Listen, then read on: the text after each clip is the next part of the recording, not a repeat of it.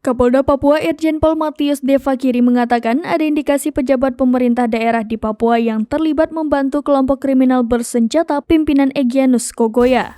Kapolda menegaskan akan melakukan penegakan hukum bagi siapa saja yang mendukung aktivitas KKB Egyanus, terutama dalam penyanderaan pilot Susi Air Kapten Philip Mark Martens. Kapolda menjelaskan penegakan hukum dilakukan lantaran upaya negosiasi belum berhasil membebaskan Kapten Phillips. Kapolda melanjutkan penegakan hukum juga dilakukan agar penyanderaan warga negara Selandia Baru itu tidak berlarut-larut. Seperti diketahui, KKB Egyanus Kogoya menyandera pilot Susi Air Kapten Philip Mark Martens pada 7 Februari 2023 lalu. Dia disandra setelah pesawat yang dikendarainya mendarat di lapangan terbang Paronduga. Sudah hampir 3 bulan nasib dan keberadaan Kapten Philip belum diketahui secara pasti.